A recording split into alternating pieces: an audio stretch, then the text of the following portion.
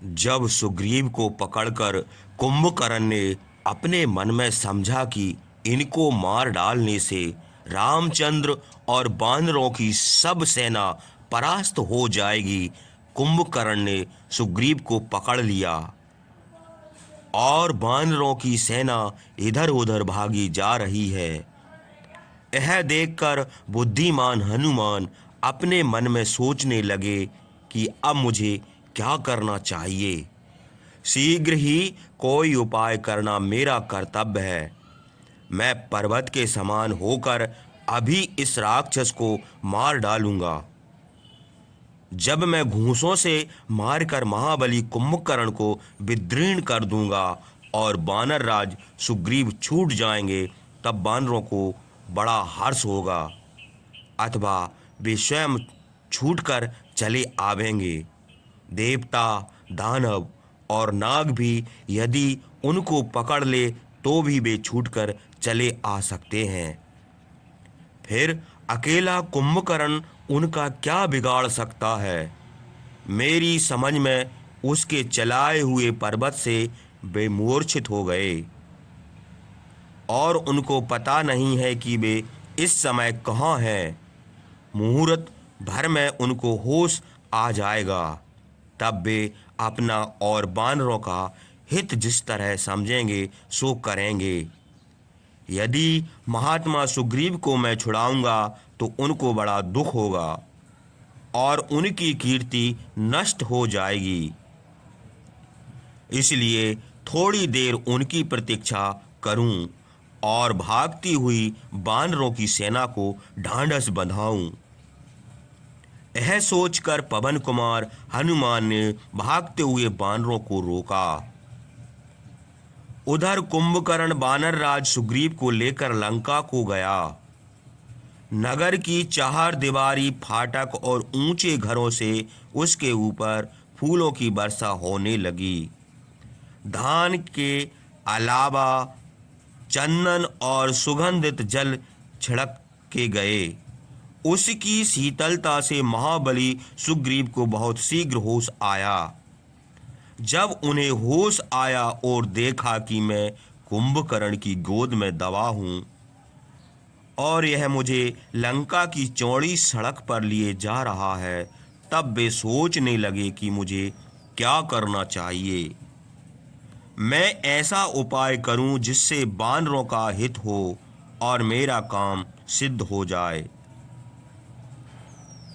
यह सोचकर उन्होंने बड़ी फुर्ती से लपक कर दांतों से कुंभकर्ण की नाक और कान काट लिए और उसकी बगल नखों से चीर फाड़ डाली। कुंभकर्ण रुधिर से भीग गया। उसने कुपित होकर सुग्रीव को एक झटका देकर पृथ्वी पर पटक दिया और पैरों से रोदने लगा। दूसरे राक्षस भी उनको मारने लगे, किंतु सुग्रीव उस मार की कुछ भी परवाह न करके बड़े वेग से उछलकर आकाश मार्ग से रामचंद्र के पास चले आए। नाक और कान कट जाने पर रुधिर बहता हुआ महाबली कुंभकर्ण झरना भरते हुए पर्वत के समान शोभित हुआ। काजल के ढेर के समान काला महाकाय रुधिर का वमन करता हुआ कुंभकर्ण रुधिर से भीगकर संध्या समय के बादल के समान हो गया।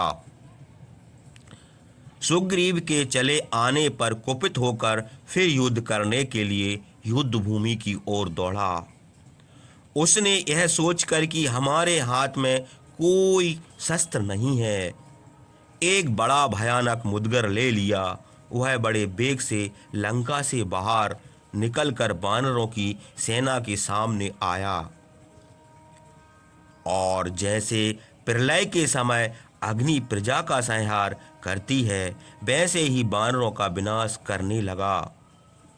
वह भूखा तो था ही, रुद्रमास का लोलिप भी था। वानरों की सेना में घुसकर वानरों, रीक्षों और पिशाच राक्षसों को भी खाने लगा। उसे अपना पराया नहीं सूझता था।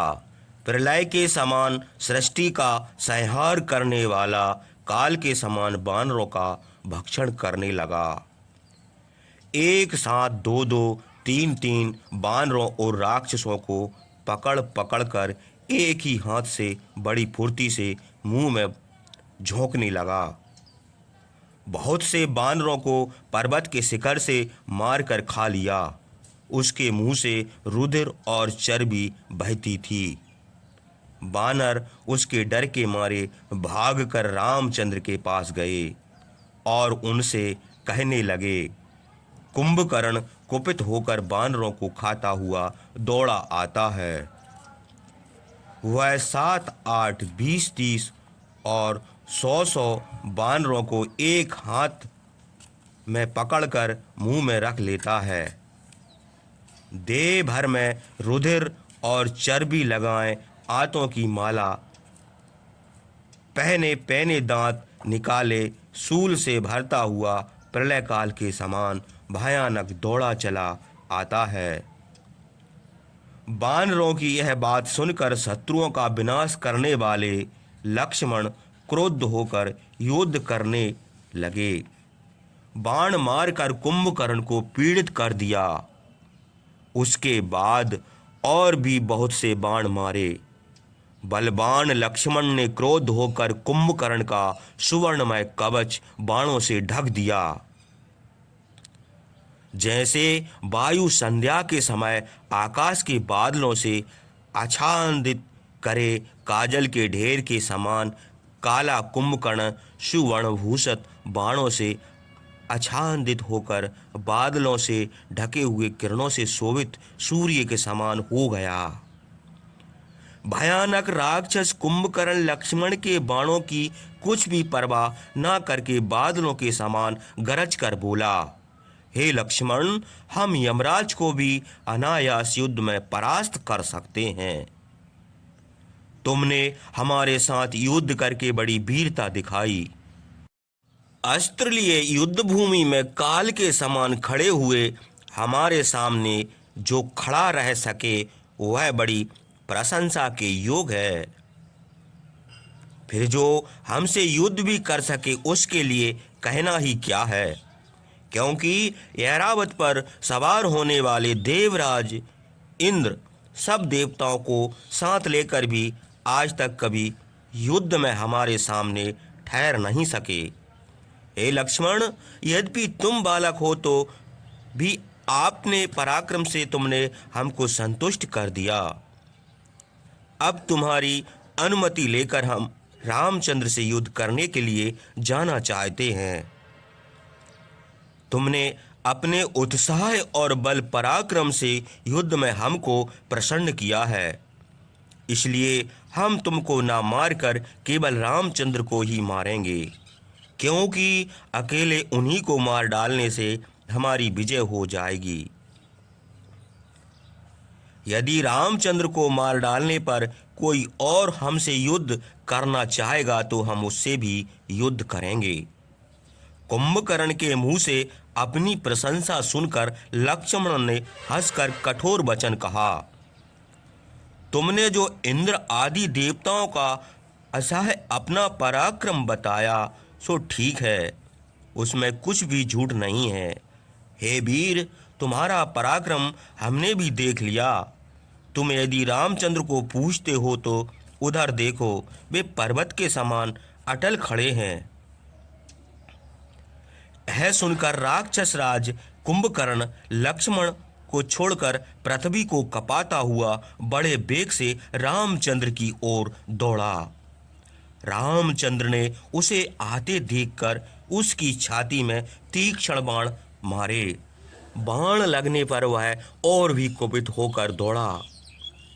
क्रोध के मारे उसके मुंह से आग जैसी ज्वाला निकलने लगी। वह बड़े जोर से गरजा और बानरों को डराता हुआ रामचंद्र की ओर दौड़ा। रामचंद्र के मोर पंख के समान फोंके लगे हुए बाण छाती में लगने लगे। वह ऐसा व्यथित हुआ कि उसके हाथ से गदा और मुदगर आदि सब शस्त्र पृथ्वी पर गिर पड़े। वह अपने हाथ में शस्त्र न देखकर दोनों हाथों से युद्ध करने लगा।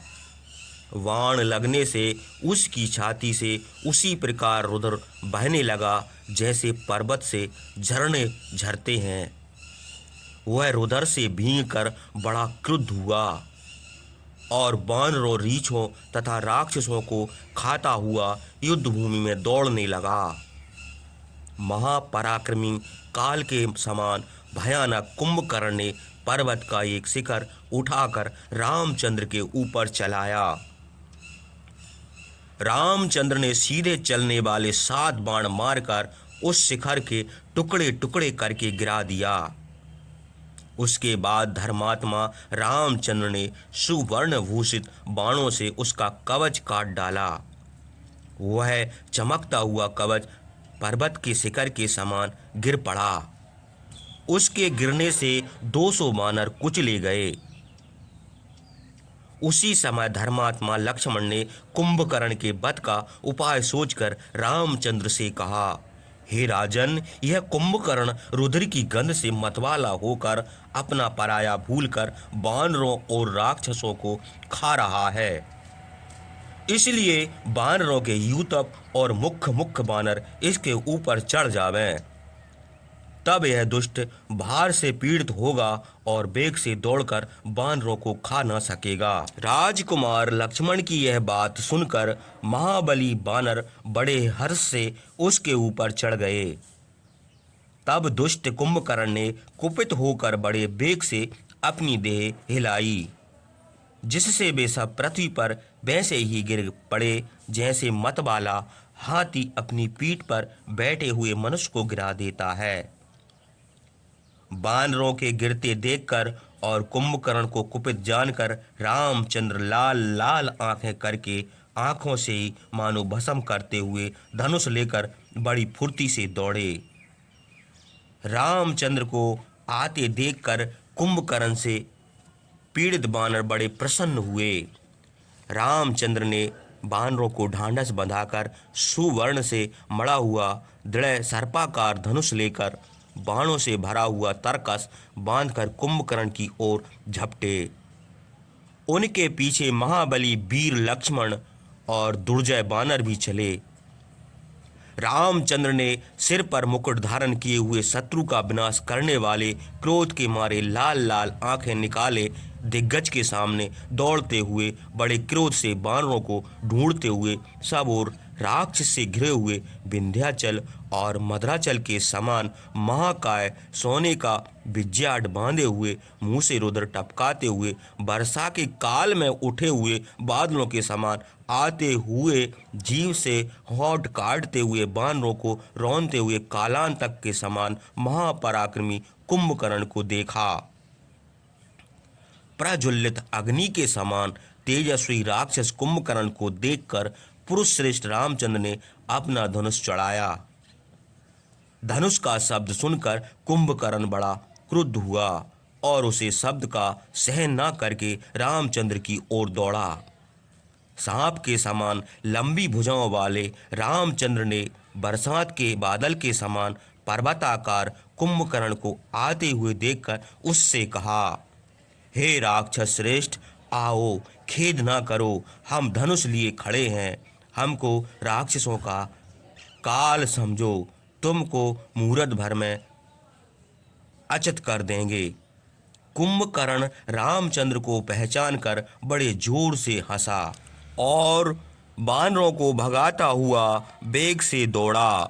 डर के मारे वानरों के हृदय विदीर्ण हो गए।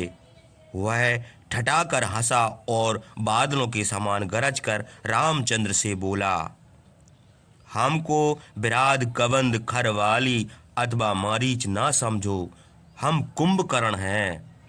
हमारा यह लोहेमय भयानक मुदगर देखो, इसी मुदगर से हमने देवता और दानवों को परास्त किया है।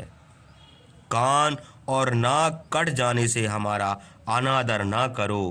कान नाक कटने से हमें कुछ भी पीड़ा नहीं हुई है। हे रामचंद्र, तुम अपने अस्त्र शस्त्र चलाकर अपना पराक्रम पहले दिखा दो। तुम्हारा पौरुष देखकर तब हम तुमको खा लेंगे। कुंभकर्ण की यह बातें सुनकर रामचंद्र ने वज्र के समान वेग से चलने वाले पैने नुकीले बाण मारे, किंतु उन बाणों से कुंभकर्ण को कुछ भी पीड़ा न हुई। वह अपने स्थान से रत्ती भर ना डिगा।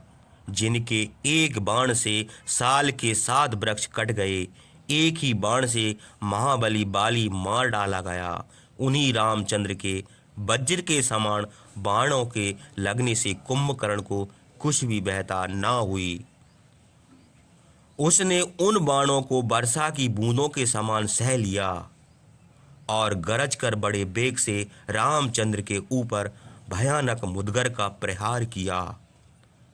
रुधिर से भीगे हुए देवताओं की सेना को भयभीत करने वाले उसी मुदगर से वानरों की सेना को भी भगा दिया। तब रामचंद्र ने वह वायास्त्र लेकर कुंभकर्ण का हाथ और मुदगर काट डाला। हाथ कटने पर वह बड़ा जोर से गरजने लगा। रामचंद्र के बाण से कटा हुआ उसका हाथ और मुदगर पर्वत के शिखर के समान वानरों की सेना के ऊपर गिरा, जिससे बहुत से वानर कुचल कर मर गए। जो वानर मरने से बचे हुए डर कर भाग गए और दूर खड़े होकर रामचंद्र और कुंभकर्ण का युद्ध देखने लगे। हाथ कट जाने पर कुंभकर्ण, जिसका एक शिखर टूटकर गिर पड़ा हो, उस पर्वत के समान हो गए और बाएं हाथ से एक वृक्ष उखाड़कर रामचंद्र की ओर झपटा, किंतु रामचंद्र ने इंद्र के मंत्र से अभिमंत्रित करके सुवर्ण भूषित बाण मारकर वह हाथ भी काट कर वृक्ष के सहित गिरा दिया। कुंभकर्ण का वह हाथ भी कटकर पर्वत के समान पृथ्वी पर गिरा और वानर राक्षसों, वृक्षों, पर्वतों और शिलाओं को चूर कर दिया। दोनों हाथ कट जाने पर भी वह राक्षस गरज कर रामचंद्र की ओर दौड़ा।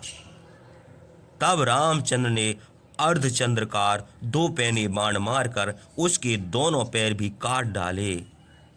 उसके पैर कटकर इतने जोर से गिरे कि उसके शब्द की प्रतिध्वनि समुद्र, लंका, वानरों और राक्षसों की सेना, पर्वतों, गुहा और सब दिशाओं में फैल गई। जब हाथ पैर कट गए तब वह घोड़े का सा मुंह फैलाकर गरजता हुआ उसी प्रकार रामचंद्र की ओर दौड़ा, जैसे राहु चंद्रमा की ओर दौड़ता है। रामचंद्र ने सुवर्णमय पुंख हजारों पैणे बाण उसके मुंह में भर दिए। जब उसका मुंह भर गया तब वह बोल भी न सका। बड़े कष्ट से कहारता हुआ मूर्छित होकर गिर पड़ा। तब रामचंद्र ने सूर्य के किरण के समान चमकता हुआ ब्रह्मदंड और यमदंड के समान भयानक प्रचंड वायु के समान वेगवान इंद्र के मंत्र से अभिमंत्रित करके तीक्ष्ण बाण धनुष पर चढ़ाकर वज्र के समान वेग से कुंभकर्ण के ऊपर चलाया। अंगार के समान चमकता हुआ वह भयानक बाण अपने तेज से सब दिशाओं को प्रकाशित करता हुआ बड़े वेग से जाकर बड़े बड़े दांत निकले हुए हिलते हुए कुंडलों से शोभित पर्वत के शिखर के समान कुंभकर्ण का सिर उसी प्रकार काट डाला जैसे इंद्र ने वृत्तासुर का सिर काट डाला था। कुंडलों से अलंकृत कुंभकर्ण का भारी सिर 2 सूर्यों के बीच में रात्रि के समय चंद्रमा के समान शोभित हुआ। रामचंद्र के बाणों से कटे हुए उसके पर्वताकार सिर के गिरने पर लंका की 4 दीवारी फाटक और फाटक के समीप सेना का शिविर गिर पड़ा। उसका धड़ समुद्र में जा गिरा और बड़े बड़े ग्रहों, मछलियों और सांपों के रौंदता हुआ पृथ्वी में धंस गया। देवताओं और ब्राह्मणों के शत्रु महापराक्रमी कुंभकर्ण के मारे जाने पर पृथ्वी कँपने लगी, पर्वत डगमगाने लगे और देवता बड़े हर्ष से गरजने लगे। देव ऋषि, महर्षि, नाग देवता, भूत, यक्ष, गंधर्व, गुहिक और गरुड़ आदि रामचंद्र का पराक्रम देखकर बड़े प्रसन्न हुए। कुंभकर्ण को मरा हुआ देखकर राक्षस राज के भाई बंधु रामचंद्र की ओर देख देखकर बड़े दुख से रोने लगे। जैसे सिंह को देखकर हाथी दुखित होते हैं, जैसे राहु के मुख से निकलकर सूर्य आकाश का अंधकार दूर करके शोभित होते हैं, वैसे ही युद्ध में कुंभकर्ण को मारकर रामचंद्र बानरों की सेना में शोभित हुए। महापराक्रमी शत्रु के मारे जाने पर हर्ष से बानरों के मुंह फूले हुए कमल के समान प्रसन्न हो गए और वे रामचंद्र की प्रशंसा करने लगे। जिस प्रकार वृत्तासुर को मारकर इंद्र प्रसन्न हुए थे, उसी प्रकार युद्ध में कभी न हारने वाले देवताओं की सेना का विनाश करने वाले कुंभकर्ण को मारकर रामचंद्र को बड़ा हर्ष हुआ।